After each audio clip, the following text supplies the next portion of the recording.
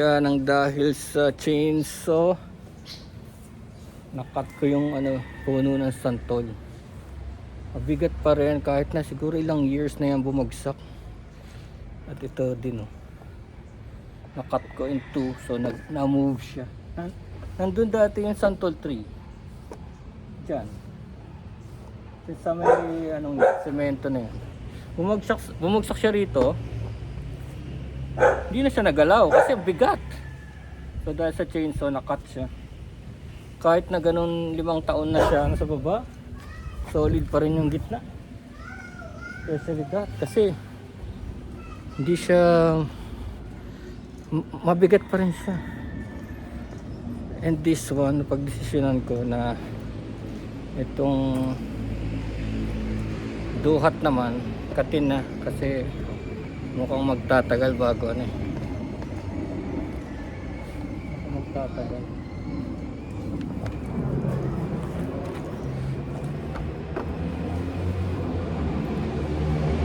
bago siya gumaan. Bigat siya. So yun, tuloy natin in half. Pwede pa rin siyang namang chopping board. Yun nga lang, magaan na, madaling i-move. Let's try it.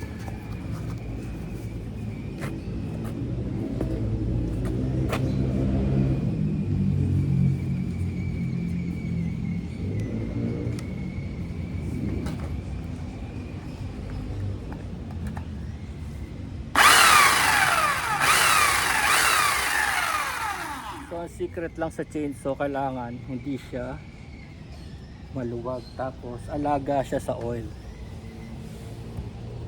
Kailangan all the time masikip at may oil, all the time.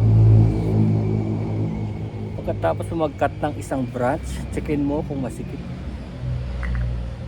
all the time. Kasi pag di mo chinek, iigkas, mawawala siya dito sa railing niya. At pag nawala siya sa railing niya, may chance na siyang maputol o kaya bumaliko. May chance siyang magbaliko na gano'n. So hindi na sa usable. Kailangan bumili ka na naman ng bagong ipin, no? So yun ang sikreto. Tapos ito, wala siyang oil wala siyang natural na oil. Tapos pag habang dumadaan siya sa tree, natatanggal yung oil niya kasi yung tree, kahit na matanda na yung tree, meron siyang dagta. Alam niyo yung dagta, di ba? Lapot nun.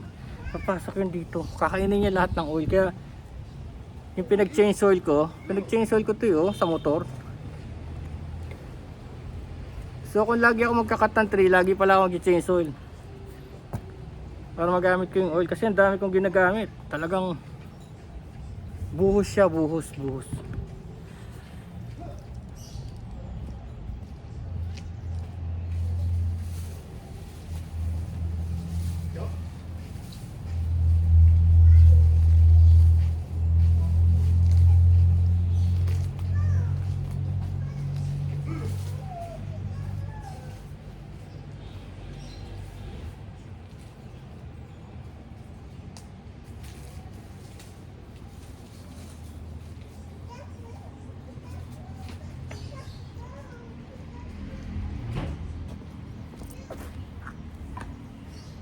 Okay, let's do it to that branch.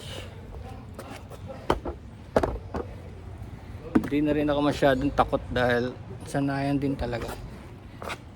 Ito lang, kailangan ito, tsaka kailangan ito. Ito kung maano kayo sa pollen, no? Pollen, mga halaman. Pero huwag kayo magbibiro kasi may nakita ko sa internet. Yung ganito, na di battery, alam mo, medyo nagpapasikat siya sa video niya. Hinagis niya, parang juggler. Night whirl naman yan, no? Kaya lang yung blade, habang umaandar, tumama dito niya. Hindi naman siya nabulag, pero kailangan tahiin. Yun. So these are not toys, no? Kailangan mag-ingat ka talaga. Okay, let's go.